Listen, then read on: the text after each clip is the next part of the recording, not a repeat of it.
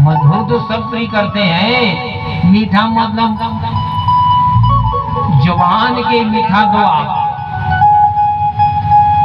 और भगवान शंकर जो है जल को ज्यादा प्रिय है। भगवान शंकर को जल ज्यादा प्रिय है और भगवान कृष्ण को अलंकार प्रिय है। और जैसे संतान के वृद्धि के लिए गणेश जी में दुर्वा चढ़ाना चाहिए, और भगवान शंकर को सबसे ज्यादा भी प्रिय है क्या? बेलपत्र। और ये बेलपत्र और तुलसी दल कभी अशुद्ध नहीं होते। बेलपत्र आपके पास नहीं है, एक बेलपत्र है, चढ़ाओ भगवान शंकर में, उठा करके फिर बाल्टी पानी में डुबा दो, फिर चढ़ाओ, उतने पुण्य। और फिर उठाओ और फिर बाल्टी पानी में डुबा दो, उसके बाद में भगवान में चढ़ाओ, फिर उतने पुण्य। तब भगवान बेल पत्रा को किसी भी आप मशीन में डाल करके देखना, उसमें रस नहीं निकलते। अन्य पत्ता है, दुबी है, रस निकलते हैं, लेकिन बेल जो पत्र है उसमें रस नहीं निकलते। क्यों? लक्ष्मी जी के स्तन से प्रकट हुई है बेल पत्र, और लक्ष्मी जी के कोई संतान नहीं है, तो जिन माँ के गर्भ से संतान नहीं होते, उस माँ के गर्भ के स्तन से दूध नहीं निकलती।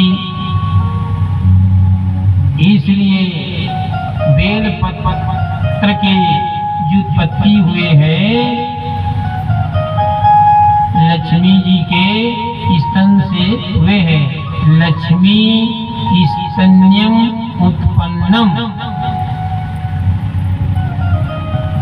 तो कहे ध्यान करना है तो भगवान शंकर के ध्यान करो, जल्दी से भगवान प्रकट हो जाते हैं। तो बानासुर गए और बानासुर जाकर के ना इसे उपदेश दे रहे, कुछ नहीं है आपके पास में, स्नान करो सरोवर में, और स्नान करके ना एक लोटा भगवान शंकर में जल चढ़ा दो, पूजा हो गई। और लोटा नहीं है तो स्नान करो सरोवर में, और हाथ में एक अंजलि जल ले आओ और भगवान में चढ़ा दो, पूजा हो गई जी। एक भक्त खड़े हो गए महाराज, और दोनों हाथ नहीं है, पूजा होगी कि नहीं होगी? कहे हो जाएगी जी। कुछ नहीं है आपके पास में तो स्नान करो सरोवर में, मुख में जल भर लो, और मुख में जल भर के ना मेरे ऊपर में उगल देना, तो पूजा हो गई।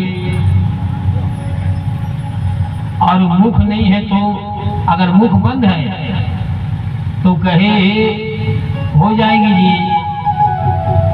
स्नान करो सरोवर में, और मेरे सामने 3 बार मुंडी को हिला दो, सिर को हिला दो, तो पूजा हो गई।